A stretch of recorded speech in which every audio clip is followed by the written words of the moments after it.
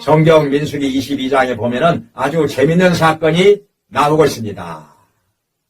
하나님께 무엇을 물을 것인가? 이에 대한 문제인데 어떻게 되는 거 아니? 지금 이스라엘 백성이 모세를 따라서 애굽에서 나와 홍해바다 지나고 광야를 지나서 모압 평지에 이르게 되었습니다.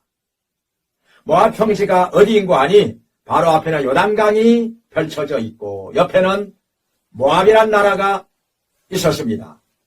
그런데 그 이전에 무슨 일이 있었는 거 아니?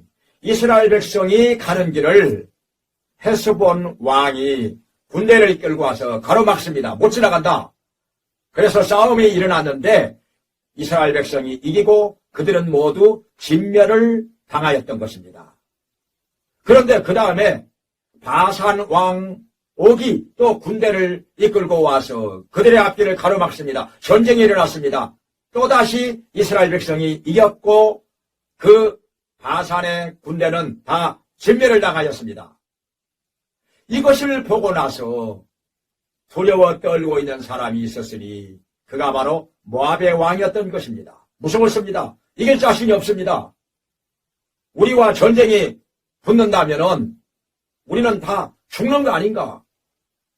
이런 생각이 들어서 어떻게 할까 생각을 하던 끝에 저 멀리 살고 있는 발람이라고 하는 선지자를 초청을 해다가 이스라엘 백성을 저주해달라고 하자 이렇게 했습니다.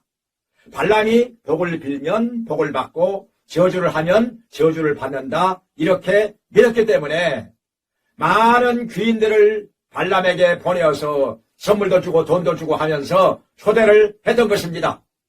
자, 발람은 이런 경우에 어떻게 해야 할까요? 하나님께 물었습니다. 어떻게 할까요? 갈까요? 가지 말까요? 했는데 하나님께서는 친절하게 말씀을 하십니다. 가지 마라. 이스라엘 백성을 저주하지 마라.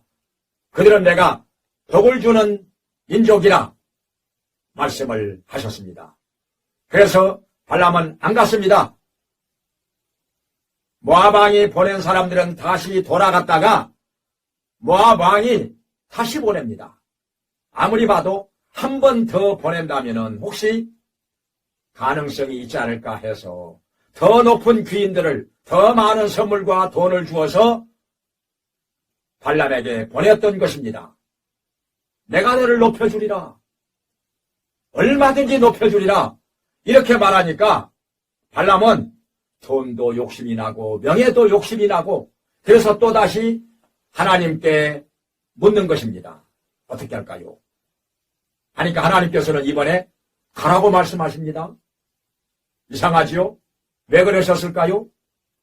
그래서 발람은 모압 왕에게로 갑니다. 가는 도중에 나귀를 타고 가다가 나귀가 버티고 서서 더 이상 가지 않습니다. 발을 내오면서 지팡이로 3번이나 내리쳤는데 나귀가 발람 선자를 꾸짖습니다. 왜 이렇게 때리느냐? 그러면서 눈을 떠서 보니까 하나님의 천사가 칼을 빼들고 서 있는 것이었습니다. 그 천사가 또 꾸짖습니다. 나귀만 또 못한, 이 짐승만 또 못한 사람아. 내가 너를 죽일 수도 있었는데 가라 말씀하고. 왜 가라고 했을까요? 가서 발람은 이스라엘 백성을 저주하려고 했는데 축복이 나옵니다. 또 저주하려고 했는데 또 축복이 나옵니다. 장소를 옮겼어도 또 축복이 나옵니다. 그러다가 이스라엘 백성을 올무에 걸려 범죄하게 만드는 꾀를 가르쳐 줍니다. 그것 때문에 이스라엘 백성이 범죄하고 많은 백성이 죽음을 당하게 됩니다. 이것 때문에 모세는 발람 선지자를 잡아다가 죽입니다. 그러니까 발람은 그 길이 죽으러 가는 길이었던 것입니다. 하나님께 물을 일이 아니었습니다.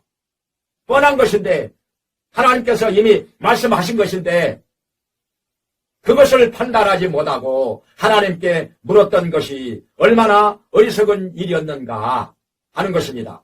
우리는 하나님께 물어야 할 것을 물어야 합니다. 말씀에 나와 있는 것은 물을 필요가 없습니다. 말씀대로 하면 되는 것입니다. 그래서 우리는 하나님과 늘 깊이 교통하면서 하나님 뜻대로 사는 동안에 하나님께서 주시는 복을 받으며 형통한 삶을 살게 되기를 간절히 바랍니다.